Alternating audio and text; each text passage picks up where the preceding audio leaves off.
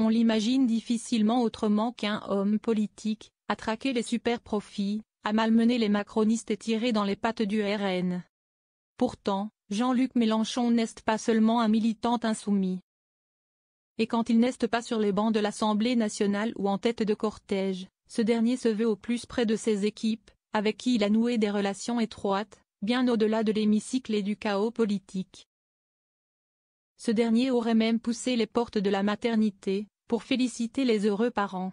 Interrogé par Marianne, Alexis Corbière, l'un de ses anciens fidèles, s'est mémoré ce jour, où son ex-lieutenant s'est précipité près du berceau. Jean-Luc était à mon mariage, à la maternité quand on a eu nos enfants, glisse le député, visiblement nostalgique à l'évocation de cette amitié déchue. Entre deux campagnes, entre deux coups de gueule télévisés, le tribun a su être là, présent, dans l'intimité la plus crue et la plus tendre. Aux côtés de son épouse, Raquel Garrido, Alexis Corbière se souvient de ce moment suspendu, où le mentor devenait presque parrain. L'image est douce, touchante, presque irréelle. Comme si l'homme à la voix de stentor avait déposé l'écharpe rouge pour un doudou. Jean-Luc Mélenchon, le parrain caché. À l'heure des ruptures amères et des exclusions sans appel, ses souvenirs détonnent. Car depuis, tout a changé. Jean-Luc Mélenchon ne veut plus entendre parler d'Alexis Corbière. Il ne m'adresse plus jamais la parole, balance-t-il, l'air glacial d'un satrape politique. Pourtant, entre eux, il y avait un lien presque indéfectible. Du vrai, du profond. De quoi nourrir 20 ans de loyauté. Je l'ai beaucoup aimé, souffle le compagnon de Raquel Garrido. Une phrase qui en dit long sur la fidélité et l'admiration qu'il portait à son mentor.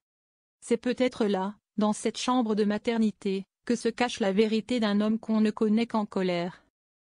Le Mélenchon discret, tendre, presque paternel.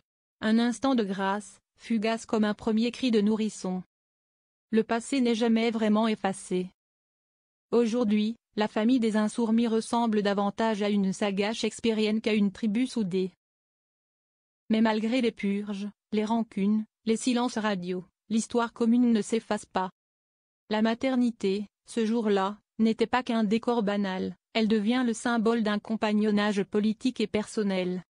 Et c'est peut-être cela, finalement, que regrette Alexis Corbière, aujourd'hui, soldat en disgrâce, définitivement radié du clan LFI. Il a perdu non seulement un leader, mais un ami. Le grand Mélenchon a formé, guidé, accompagné, puis rejeté. Le destin de tout disciple? Peut-être. Mais il restera cette scène improbable, entre couche et biberon, où le grand homme de la République regardait naître une nouvelle vie. Et, sans le savoir, la fin d'une autre.